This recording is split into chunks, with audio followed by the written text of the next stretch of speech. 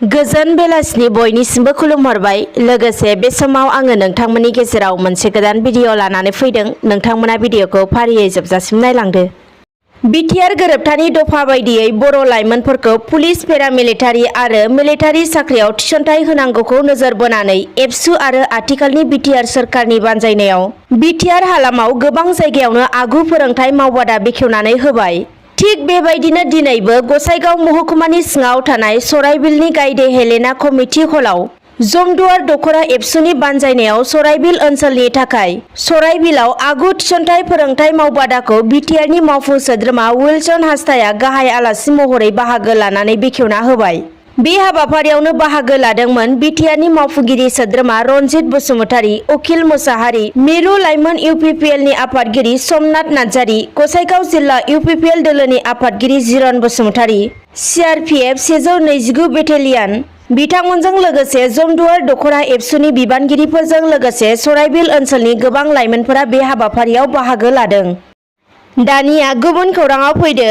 मुलुगनां थाखोनि गेलेमु बादायलायनायाव बर' हारिनि थाखाय देरगानाय लाबोनो हानाय सानै बर' फिसाफोर फारियै बक्सिं गेलेगिरि जमुना बर' आरो आर्चारि गेलेगिरि सन्जय बर' बिथां सानैया आसाम सोरखारनिफ्राय साख्रिनि थिसनथाइ बिलाइखौ आजावबाय। मोनथिनो मोननायाव आर्चारि गेलेगिरि सन्जय बर' आरो बक्सार गेलेगिरि जमुना बर'आ गावसोरनि नांथाब नाजानायनि गेजेरजों थांनाय समफोराव माहारियारि आरो मुलुगनां थाखोआव गेलेनानै गोबां मेडेल देरहानो हानायजों लोगोसे हादर, रायजो आरो बर' हारिखौ गोग्गानाय खालामनो हादोंमोन।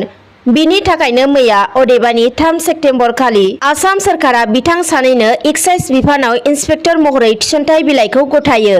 मख'नो गोनांदि मैया मोनसे मेहेरगोनां हाबाफारिनि गेजेरजों साख्रिनि बे थिसनथाइ बिलाइखौ आजावखांनायनि उनाव आसाम सोरखार आरो गेलेमु दिथागिरिफोरनिसिम जोबोर गोजोननाय फोरमायनानै साबायखर बावदों। लोगोसे आर्चारि गेलेगिरि सन्जय बर'आ साख्रिनि थिसनथाइ बिलाइखौ आजावखांनायनि उनाव बुङोदि इन्सपेक्टर महरै साख्रिखौ क'क्राझारावनो मावगोन आरो गेलेनाय प्रेक्टिसखौबो गोख्रोङैनो सोलिहोबाय थागोन होननानै फोरमायो। गुबुन फारसेथिं मुलुगनां बक्सिं गेलेगिरि जमुना बर'आबो बुङोदि इन्सपेक्टर महरै साख्रिखौ गुवाहाटियावनो मावगोन, बेजों लोगोसे गेलेनाय आयदाखौबो सोलिहोलांबाय थागोन होननानै बिथाङा फोरमायो। आरोबाव गुबुन खौराङाव फैदो। बर' हारिनि माहारियारि आफाद अदेबानि दुलाराय बर' फरायसा आफादनि आफादगिरि दिपेन बर' बिथांखौ थांनाय 3 आगस्ट खालि असमिया खौरां बिजोंनि गेजेरजों बड'लेण्ड जनजाति सुरक्षा मन्चनि मावफुंगिरि सोद्रोमा दावराव देख्रेब नार्जारिया आब्रुथि गैयै बिबुंथि होनायनि सायाव गोख्रों रावजों सोंखारिदों एबसुआ। मख'नो नांगोनदि दावराव देख्रेब नार्जारिया एबसुनि आफादगिरि दिपेन बर'खौ गोबां गाज्रि राव बाहायना एबा मुर्खमि, अगियान, पापी बायदि बायदि आब्रुथि गैयै मुं सुनानै सोंखारिदोंमोन। थारैनो बेफोरबायदि गाज्रि मुं सुनाया मुगैथाव आरो लाजिथाव होननानै गोख्रों रावजों सोंखारिदों एबसुआ। बिनिखायनो बेफोरबायदि बर' हारिनि माहारियारि आफादनि आफादगिरि दिपेन बर'नि सायाव ओंथि गैयै सोंखारिनायखौ बन्द' खालामनांगौ होनना दावराव देख्रेब नार्जारिनि आखुखौ गोख्रों रावजों सोंखारियो एबसुआ। दानिया फैदो। बाक्सायाव प्रधान मन्त्रि आवास योजनानि न' लुनायाव गेदेर जाख्ल'नायनि अजद सिखारदों। मोनथिनो मोननायाव बाक्सा जिल्लानि दमदमा खोन्दोनि जौगाखां बेंखनाव थानाय जया उदयपुरनि थागिबि धर्मकान्त बर'आ थांनाय 2018-19 बोसोरावनो मोनदोंमोन प्रधान मन्त्रि आवास योजना बिथांखिनि न'खौ। नाथाय दुखुनांथाव दिनैसिमबो सोरखारनि बे न'आ आबुङै लुफुंजायाखै। मख'नो गोनांदि धर्मकान्त बर' आरो बिथांनि बिसिया सरखारनिफ्राय मोननाय आद्रा थानाय न'खौ लुफुंना होनो खावलायसेयावबो दिनैसिमबो लुफुंना होयैनि गोख्रों अजद होदों ओनसोलनि चेयारमेन दैमालु दैमारि बिथांनि हेंथायै। फैगौ 8 सेप्तेम्बर खालि अदालगुरि बारग' NDFB गौथुमा अदालगुरिनि नलबारि गेलेग्रा फोथाराव फुंनि 11 रिंगायाव सुबुंगौमा अदेबानि हस्रिखावनाय हाबाफारि लादों। बे सुबुंगौमा एबा हस्रिखावनाय हाबाफारि लानायनि गुबै थांखियानो जाबाय NDFBनि गायसनगिरि आफादगिरि एबा बिटिआरनि गोजोन गोरोबथानि सागानगिरि बर'नि बिर जोहोलाव डिआर नाब्ला एबा रन्जन दैमारिजों लोगोसे गोबां NDFBफोरखौ जोबथेसालिनिफ्राय उदां खालामनांगौनि थाखाय बे हाबाफारिखौ लानाय जादों। बिनिखायनो बे हाबाफारिखौ मेहेरगोनां खालामफैनो थाखाय साफ्रोमबो अदालगुरि जिल्लानि सिङाव थानाय बर' रायजो राजाफोरखौ हांख्रायनानै लेंहरदों अदालगुरि बारग' NDFB गौथुमा। आरोबाव फैबावदो। दिनै 4 सेप्तेम्बर अदेबानि सनिबार। दिनैनि सानखालि मिरु नखर मन्त्रि अमित शाह आरो आसामनि गिबि मन्त्रि डक्टर हिमन्त बिश्व शर्माजों लोगोसे हाथियार लानानै सोमावसारग्रा कार्बि हानजाफोरजों आसामनि गोजोन थासारिखौ नोजोर होनानै गोदान दिल्लीयाव गोजोन गोरोबथा खालामगोन। मख'नो गोनांदि बे गोरोबथाया जोबोर गोजोन गोरोबथा जानो थांगासिनो होननानै मिथिनो मोन्दों। मख'नो नांगोनदि थांनाय 1980 मायथाइनिफ्रायनो हारियारि दाङाबाजि, हिंसायारि दाङाबाजि, बुथारलायनाय, लांखारलायनाय जाथायफोरा आसामाव जाबोबाय थादोंमोन। बेराफारसेथिं बोहैथि बोसोरनि थांनाय 25 फेब्रुआरि खालारावबो कार्बिफोरनि हाथियार लानानै सोमावसारग्रा सा 200 सोद्रोमाफोरजों लोगोसे दैदेनगिरिफोरा आसाम सोरखारनि साखाथियाव गावसोरखौ गथायदोंमोन।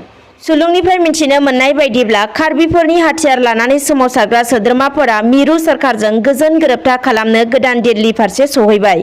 बिटिसि सरकारा दिनै बिटिसिनि गासै बिफानारिफोरनि अफिसारफोरनो लेपटप रानना होनाय हाबाफारि लादों। मख'नो गोनांदि दिनै बिटिसिनि सेक्रेटारियेटनि सावराय जथुम नब्लाङाव खुंफुंनाय मोनसे जुनिया जथुमनि हाबाफारियाव बिटिसिनि गाहाय मावफुंगिरि सोद्रोमा प्रमद बर'जों लोगोसे जायगानि एमएलए लरेन्स इस्लारि आरो बिटिसिनि मावफुं सोद्रोमा वेलसन हासदाया बे हाबाफारिनि गेजेरजों लेपटपखौ राननानै होदों।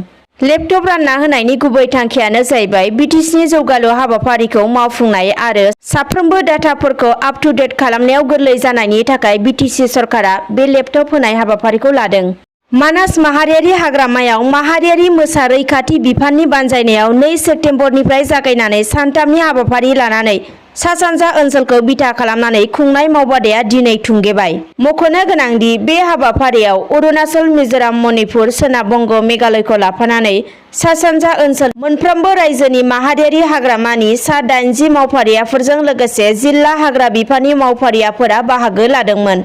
बे बाराव इउपिपिएल दोलोनि बिसायख'थिनि स्ल'गाना जागोन जौगाखांनाय, रैखाथि आरो समान मोनथाय। बे बाथ्राखौ बुंदों इउपिपिएल दोलोनि आफादगिरि रोंगोरा नार्जारिया।